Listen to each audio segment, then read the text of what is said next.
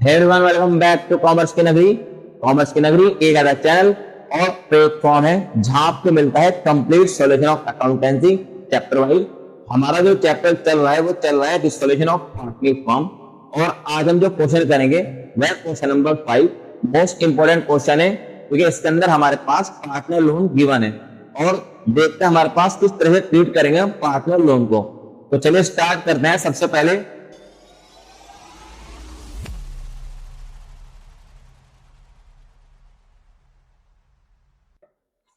हम यहाँ परफॉर्म बनाएंगे डेबिट पर्टिकुलर अमाउंट और क्रेडिट। ऊपर लिखे रियलाइजेशन अकाउंट एज ऑन 31 मार्च 2023। अब सबसे पहले दो पार्टनर है ए एंड बी, उनका रेशियो है 2:1। 31 मार्च 2023 को वो अपनी फॉर्म को डिसॉल्व करते हैं। तो जितने भी हमारी लाइबिलिटी है वो ट्रांसफर करेंगे क्रेडिट वाली साइड।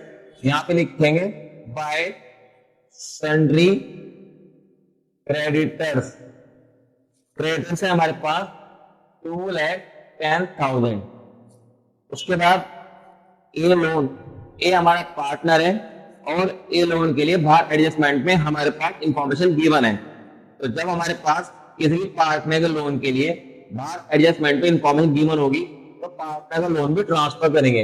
यहां लिखेंगे बाय ए लोन। ए का लोन है हमारे पास 50,000। उसके बाद हमारे पास कोई लायबिलिटी नहीं है, बस दो लायबिलिटी गिवन है। कोई भी जनरल रिजर्व यहाँ पे कोई भी पीएल ट्रांसफर नहीं होगा, कोई कैपिटल अकाउंट कोई करंट अकाउंट ट्रांसफर नहीं होंगे।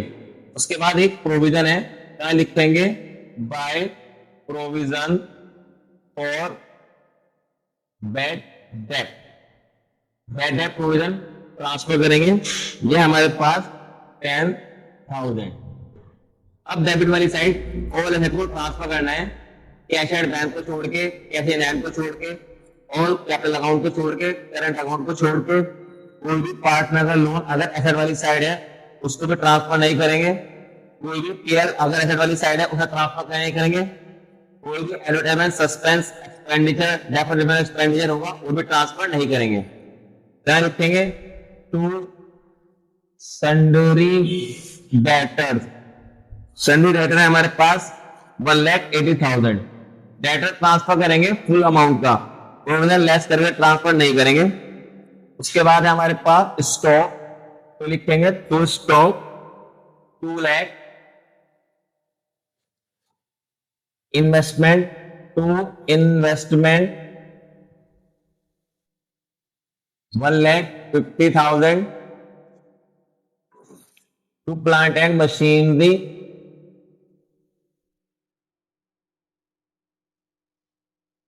4 लाख। 4 एसेट्स हमारे पास गिवन थे, sundry debtor, stock, investment, plant and machinery, वो सब हमने ट्रांसफर कर दी। अगर हम सीबीएसई बोर्ड की बात करें, ये क्वेश्चन 6 मार्क्स का आएगा और आप लाइबिलिटी ट्रांसफर कर देंगे, हाफ मार्क्स मिल जाएगा। प्रोविजन ट्रांसफर कर देंगे, हाफ मार्क्स मिल जाएगा। सारे एसेट ट्रांसफर कर देंगे, हाफ मार्क्स मिल जाएगा। तो 1.5 नंबर आपको सिर्फ ये ट्रांसफर करने के मिल जाएंगे।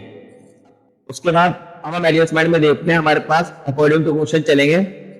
एडजस्टमेंट में सबसे पहला पॉइंट गिवन है plant and machinery was taken over by a at 60% of the book value. मतलब जो हमारे पास प्लांट एंड मशीनरी है, ए हमारा पार्टनर है, उसने टेक ओवर कर ली इसको 60% की वैल्यू पे।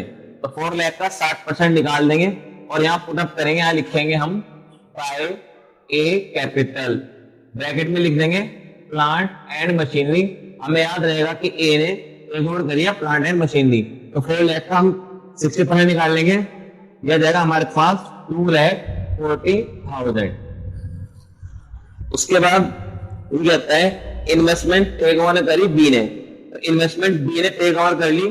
क्या लिखेंगे, बी भी हमारा पार्टनर है, बाय बी कैपिटल और ब्रैकेट में लिख देंगे इन्वेस्टमेंट। इन्वेस्टमेंट की वैल्यू है हमारे पास 1,50,000 और बी ने 120% पे लिया है। तो 120% का मतलब 100 से कितना ऊपर गया, 20%। तो इसका मतलब ये है कि इसने 20% प्रॉफिट पे लिया है। अगर वो कहेगा 110% पे तो इसका मतलब 10% ऊपर लिया। 120% कहता है तो इसका मतलब 20% ऊपर लिया। 130% कहता है तो इसका मतलब 30% ऊपर लिया। अब यहाँ पे उसने कहा है बी ने जो इन्वेस्टमेंट है 1,50,000 की, उसको 120% पे लिया, इसका मतलब 20% के प्रॉफिट पे लिया, तो इसका 20% हम निकाल देंगे। इसका 20% आ जाएगा हमारे पास 30,000। तो बी ने इसको टेक ओवर करा 1,80,000 में, तो 1,80,000 हम बाय बी खाते के नाम से डाल देंगे। उसके बाद थर्ड पॉइंट कहता है संदीप राइटर को पेड ऑफ करा by giving them stock 75% of the book value and balance in cash. मतलब ये हमारे पास जो सन्ड्री क्रेडिटर है 2,10,000 रुपए जो हमें क्रेडिटर को देने हैं, उस क्रेडिटर ने क्या करा, इस स्टॉक को 75% की वैल्यू पे लिया। तो स्टॉक की वैल्यू 75% लगाई हमारे क्रेडिटर ने। तो 2 लाख का हमारा स्टॉक था, हमारा स्टॉक एक क्रेडिटर के द्वारा टेक ओवर किया गया 75% की वैल्यू पे। तो 2 लाख का 75% आ जाएगा हमारे पास 1,50,000। तो एक क्रेडिटर 2,10,000 वाले क्रेडिटर ने हमारे स्टॉक को 1.5 लाख में लिया। तो कोई भी क्रेडिटर हमारे कोई एसेट को टेक ओवर करता है तो उसकी कहीं भी अमाउंट कोई भी एंट्री नहीं होती। हम इस लेहन अकाउंट के अंदर कोई भी अगर क्रेडिटर हमारा कोई एसेट को टेक ओवर करेगा तो उसको कहीं भी नहीं लिखेंगे, उसकी कोई एंट्री नहीं होगी। ध्यान रखो चलना, अगर आप जनरल एंट्री करते हैं तो भी जनरल एंट्री नहीं लिखी जाएगी, सिर्फ वहां नील लिखा जाएगा क्योंकि इसकी कोई एंट्री नहीं बनती। कोई भी क्रेडिटर हमारा कोई भी एसेट टेक ओवर करेगा तो कहीं भी कोई एंट्री नहीं करेंगे। तो अब मेरे पास जो क्रेडिटर है 2,10,000 वाले क्रेडिटर ने 1.5 लाख रुपए का स्टॉक ले लिया। तो 2,10,000 में से 1.5 लाख 150 चले गए, तो रिमेनिंग कितने बचे, वो बचे 60,000। अब ये कहता है क्वेश्चन तो 60,000 का बैलेंस कैश में पेड करा। उसने 60,000 नहीं कहा है, 60,000 हमें निकालना पड़ेगा। उसने कहा है and the balance paid in cash, जो बैलेंस बचा वो कैश में पेड करा। तो 2,10,000 में से हमने 150 का तो स्टॉक दे दिया क्रेडिटर को और बैलेंस कैश में दिया, तो बैलेंस बचे 60,000। तो यहाँ पे लिखेंगे कोई भी अगर अमाउंट पेड करेंगे, कोई भी लाइबिलिटी पेड करेंगे तो टू बैंक की हेडिंग डालेंगे और यहाँ पे लिखेंगे क्रेडिटर। तो क्रेडिटर को हमने पेड करा 60,000। उसके बाद debtor due 20% less than the amount due from them. तो डेटर हमारे पास 1,80,000 है, लेकिन डेटर रियलाइज हुआ 20% लेस देन वैल्यू पे। तो 1,80,000 का 20% लेस करके हमारे पास अमाउंट आई। 1,80,000 का 20% की वैल्यू होगी 36,000। तो हमारे पास पैसा आया 1,44,000। तो डेटा से रियलाइज 1,44,000 हुए। तो अब हमारे पास इस डेटा को किसी ने टेक ओवर नहीं करा, ये रियलाइज हुआ। तो यहाँ पे लिखेंगे हेडिंग में बाय बैंक। अगर आपको क्रेडिटर को पेड करना है तो टू बैंक, और अगर कोई एसेट रियलाइज हो रहा है तो बाय बैंक हेडिंग डाल के यहाँ लिखेंगे डेटर, और डेटर का अमाउंट आ जाएगी हमारे पास 1,44,000। 4 एसेट थे, Sunny data stock investment plant and machinery, सब कुछ हो चुका है, सारे एसेट का हमने रियलाइज कर चुके। वो कहता है ए का लोन पेड ऑफ करा 6 महीने के इंटरेस्ट के साथ।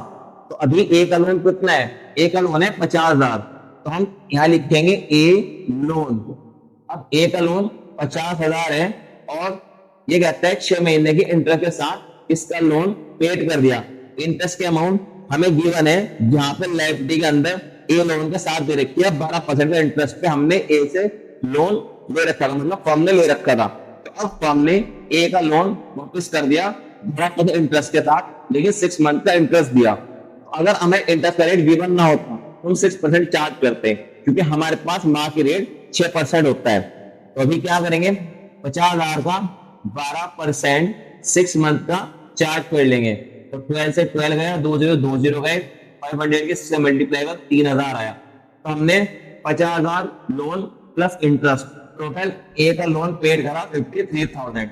बच्चे यहाँ गलती करते हैं, खाली 3,000 में पेड कर देते हैं, हमें इंटरेस्ट नहीं पेड करना, हमें उसको प्रिंसिपल प्लस इंटरेस्ट मिला के पेड करना है। तो टोटल वैल्यू 53,000 हुई। अभी वो कहता है इन सारे डिजाइन को कराने में हमारा खर्चा हुआ 1,000, वो भी हमने पेड करा। यहाँ पे लिखेंगे एक्सपेंसिव 1,000। इस एक्सपेंसिव को आप बैंक से अलग भी ले सकते हैं और इसमें मिला के ले सकते हैं। अब इन सबको ऐड कर लिया, तो इन सबको ऐड करके हमारे पास 1,14,000। डेटर के अमाउंट बैंक में डाल देंगे 1,14,000। 44,000, क्योंकि प्लस करने के लिए कुछ भी नहीं है, डेट फेल है। अब इसको बंद कर देंगे, डेबिट को अलग प्लस करेंगे, क्रेडिट को अलग प्लस करेंगे। हमारे पास अगर डेबिट ज्यादा है तो लॉस आएगा, क्रेडिट ज्यादा है तो प्रॉफिट आएगा। तो अब सबसे पहले प्लस करके देखते हैं हमारे पास, डेबिट साइड को अलग प्लस कर लो, क्रेडिट साइड को अलग प्लस कर लो। तो हमारे पास डेबिट साइड ज्यादा आई, क्या लिखेंगे हमारे पास, ये आया 10,44,000। तो बोथ साइड 10,44,000 पुट कर लेंगे, और क्रेडिट का टोटल आ रहा है हमारे पास 8,34,000। तो यहाँ पे 10,44,000 डेबिट का टोटल है, 8,34,000 हमारे पास क्रेडिट का टोटल है। तो हमें लॉस आया, लॉस आ गया मेरे पास 2,10,000 का। तो यहाँ पे लिख देंगे बाय नेट लॉस।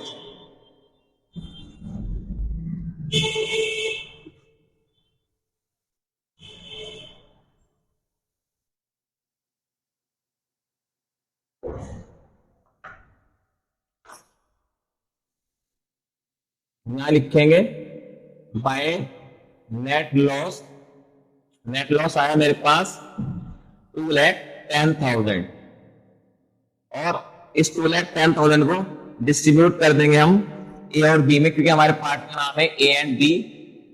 2,10,000 दिया जाएगा हमारे पास 70। 1,40,000 तो ए का शेयर आया, और 70,000 हमारे पास बी का शेयर आया।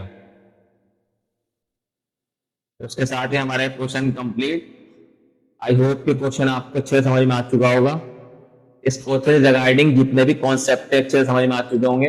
अगर आपको वीडियो अच्छी लगी तो आप वीडियो को लाइक करें एंड शेयर करें अपने उन सारे फ्रेंड को जो ढूंढ रहे हैं चैनल, एक ऐसा प्लेटफॉर्म जहां पे कंप्लीट सॉल्यूशन मिलता है अकाउंटेंसी का चैप्टर वाइज। मिलते हैं जल्दी वीडियो के अंदर न्यू कॉन्सेप्ट के साथ। Thanks for watching my video, have a nice day.